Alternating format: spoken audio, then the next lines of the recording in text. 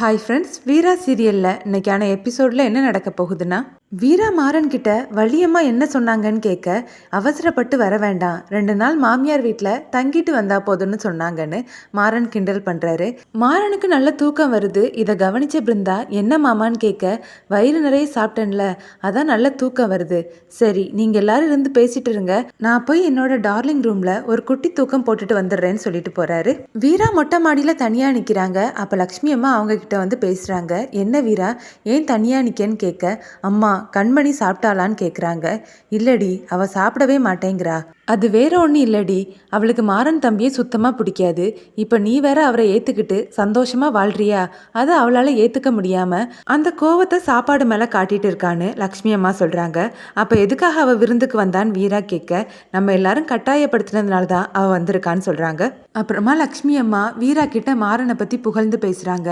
நம்ம தேடி இருந்தாலும் இப்படி ஒரு மாப்பிள்ளை கிடச்சிருக்க மாட்டாங்க வீரான்னு சொல்ல, மா போமான்னு வீரா சொல்கிறாங்க. இல்லடி வீரா, நான் உண்மையை தான் சொல்கிறேன்.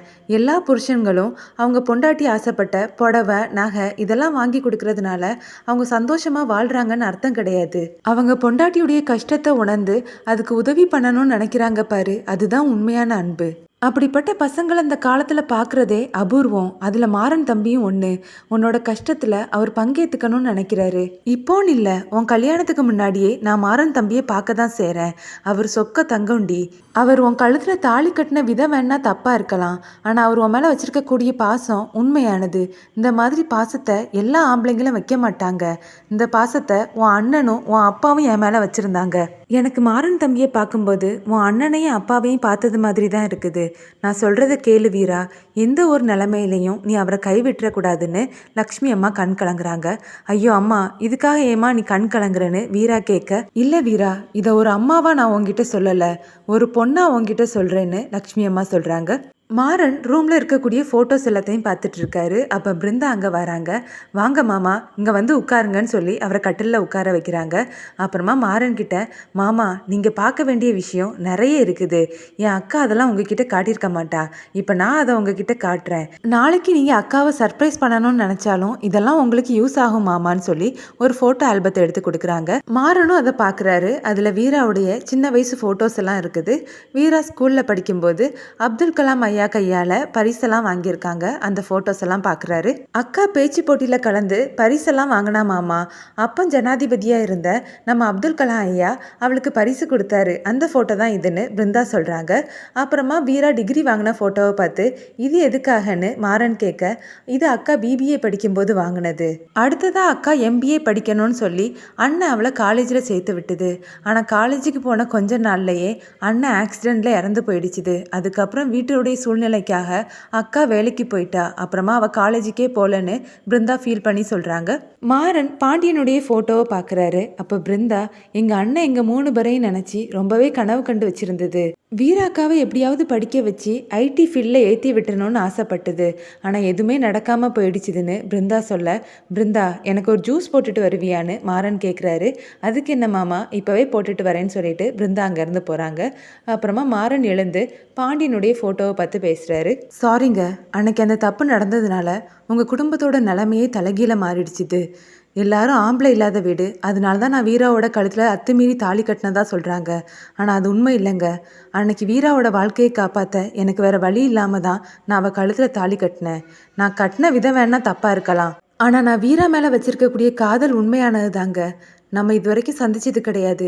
ஆனால் உங்களுடைய குணம் எப்படிங்கிறத உங்கள் தங்கச்சியை பார்த்து நான் தெரிஞ்சுக்கிட்டேன். வீரா அவளோட படிப்பை பாதியில் விட்டுட்டு வேலைக்கு போனான்னு சொன்னதை கேட்கும்போது எனக்கு ரொம்ப கஷ்டமாக இருக்குதுங்க. அவளை நான் படிக்க வச்சு நீங்கள் அவளை என்னவா ஆக்கணும்னு ஆசைப்பட்டீங்களோ அதை கண்டிப்பாக நான் ஆக்குவேன். வீராக்கு மட்டும் இல்லை, பிருந்தாக்கும் நான் ஒரு நல்ல வாழ்க்கையை அமைச்சு கொடுப்பேன். கண்மணி அண்ணி ராகவன் கூட ரொம்பவே சந்தோஷமாக வாழ்வாங்க. அதுக்கு நான் என்ன செய்யணுமோ அதை கண்டிப்பாக செய்வேன். இனிமேல் இந்த குடும்பம் என்னோட குடும்பம், இவங்கள நல்லபடியாக நான் பார்த்துப்பேன். இது உங்களுக்கு நான் கொடுக்கக்கூடிய வாக்குன்னு மாறன் ஃபீல் பண்ணி பேச, அதை கேட்ட ராகவன் வருத்தப்பட்டு மாறனை கட்டி பிடிக்கிறாரு. எல்லாம் என்னால் தானடா, என்னால தானே நீ இவ்வளோ கஷ்டப்படுறேன்னு மாறன் கிட்ட கேட்க, டேய் இது என் குடும்பம் மட்டும் இல்லை, இது உன் குடும்பம் தான். ஆனா ஊனா பழச நினைச்சு அழாதடான்னு சொல்லி மாறன் ராகவனுடைய கண்ணை தொடச்சி விடுறாரு. அப்புறமா அண்ணி பார்த்தாங்கன்னா பெரிய பிரச்சனை ஆயிரும், அப்பா கிட்ட போய் சொல்லி கொடுத்துருவாங்க, அதனால நீ இங்கேருந்து கிளம்புன்னு சொல்ல ராகவன் மாறனை மறுபடியும் கட்டி பிடிக்கிறாரு. சரிடா விடு பார்த்துக்கலான்னு மாறன் சொல்ல, சாரிடா மாறான்னு சொல்லிட்டு ராகவன் அங்கேருந்து போறாரு.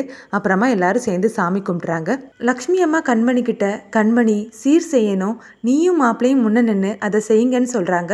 என்னாலலாம் முடியாதுன்னு கண்மணி சொல்லிடுறாங்க. அப்புறமா லக்ஷ்மி அம்மா ராகவனை பார்த்து, மாப்பிள்ள அவ தான் வரமாட்டேங்கிறா, நீங்களாவது முன்ன நின்று இந்த சீரை கொடுங்க, நான் உங்களை என் பையன் இடத்துல வச்சு பார்க்குறேன் மாப்பிள்ள, செய்யுங்கன்னு கேட்க, டேய் இதை விட உனக்கு என்ன மரியாதைடா வேணும், வந்து சீரை வாங்கி கொடுடான்னு மாறன் சொல்கிறாரு.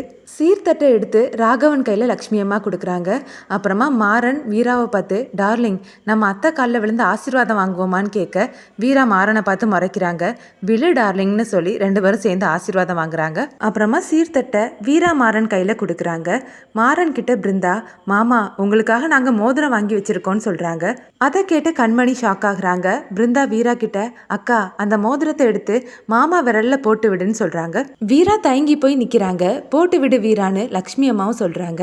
அப்புறமா மாறன் வீரா கிட்ட, மாட்டிக்கிட்டியா, இப்ப மட்டும் நீ போடலன்னா நம்ம 2 பேரும் சேர்ந்து சந்தோஷமா வாழலன்னு இவங்க எல்லாருக்கும் தெரிஞ்சு போயிடும்னு மிரட்டுறாரு. அதை கேட்ட வீரா வேற வழி இல்லாம அவரோட விரல்ல போட்டு விடுறாங்க. அந்த மோதிரத்தை எவ்வளவு தூரம் அழுத்தி போட முடியுமோ அந்த அளவுக்கு அழுத்தி போடுறாங்க. சரிம்மா டைம் ஆயிடுச்சுது, நாங்க கிளம்புறோம்னு வீரா சொல்ல, எதுக்காகடி இவ்வளோ அவசரமா கிளம்புற, இன்னைக்கு இருந்துட்டு நாளைக்கு போலாம்லன்னு லக்ஷ்மி அம்மா கேட்குறாங்க. நாளைக்கா, இவன் பண்ணுறது இப்போவே என்னால் தாங்க முடியலேன்னு வீரா அவங்களோட மனசில் நினச்சிட்டு, வள்ளியம்மா எங்களை தேடுவாங்க, என்னை சீக்கிரமாக வர சொல்லியிருக்காங்கன்னு வீரா சொல்கிறாங்க. அப்படியெல்லாம் சொல்லலையேன்னு மாறன் கேட்க, அப்படி தான் சொன்னாங்கன்னு வீரா அழுத்தி சொல்ல, ஆமாம் ஆமாம் உங்ககிட்ட சொல்லியிருப்பாங்கன்னு மாறனும் சமாளிக்கிறாரு. அப்புறமா எல்லாரும் அங்கேருந்து கிளம்பி போகிறாங்க. நைட்டு மாறன் பாய் விரித்து படுக்கிறதுக்காக ரெடி ஆகிறாரு. அப்போ கதவு தட்டுற சத்தம் கேட்குது. யாரோ வராங்க, நம்ம 2 பேரும் இப்படி தனியாக படுக்கிறத பார்த்தாச்சுன்னா சந்தேகப்படுவாங்கல்லன்னு சொல்லிட்டு அந்த பாயெல்லாம் மறைச்சி வைக்கிறாரு. மாறன் போய் கதவு திறந்து பார்க்குறாரு. அங்கே வள்ளி தலையோட பெட்ஷீட்டை மூடிட்டு கையில் ஒரு டார்ச் லைட்டையும் வச்சு அவங்க முகத்தில் அடிச்சிட்டு நிற்கிறாங்க. அதை பார்த்த மாறன் ஐயோ பேயின்னு சத்தம் போட, டேய் நான் தாண்டான்னு வள்ளி சொல்கிறாங்க. நீயா அத்தை, இப்போ எதுக்காக இப்படி பேய் மாதிரி லாந்திட்டு இருக்கேன்னு கேட்குறாரு. என்ன பண்ணுறதுக்கு, நம்ம வீட்டுக்குள்ளேயே இப்படி நடக்கிறது மாதிரி ஆயிடுச்சுது. ஆமாம் வீராவை எங்கன்னு கேட்க, அந்த பேய் உள்ளதான் இருக்குதுன்னு மாறன் சொல்கிறாரு. என்ன சொன்னன்னு வள்ளி கேட்க, ஒன்றும் இல்லை அவள் உள்ளதான் இருக்கா. ஆமாம் இந்த அன்டைமில் எதுக்காக கப்பிள்ஸை வந்து டிஸ்டர்ப் பண்ணுறேன்னு மாறன் கேட்குறாரு. ஆமாம் இவங்க பெரிய கப்பிள்ஸு. சரி அவளை வெளியே கூட்டிகிட்டு போயிட்டு வந்தியே, ஏதாவது வாங்கி கொடுத்தியான்னு வள்ளி கேட்குறாங்க.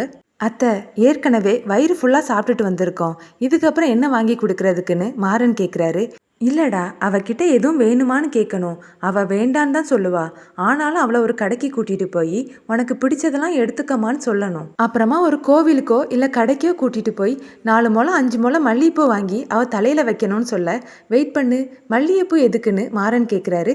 இது கூட தெரியாமல் இருக்கிற, மல்லிகைப்பூனா எல்லா பொண்ணுங்களுக்கும் பிடிக்கும், நம்ம தமிழ்நாட்டு பொண்ணுங்களுக்கு மட்டும் இல்லை இந்தியாவில் இருக்கக்கூடிய எல்லா பொண்ணுங்களுக்கும் பிடிக்கும், அதனால கொஞ்சம் மல்லிகைப்பூவும் கொஞ்சம் அல்வாவோ இல்லைன்னா பால்கோவாவோ ஏதாவது வாங்கி சாப்பிட கொடுக்கணும்டான்னு வள்ளி சொல்கிறாங்க.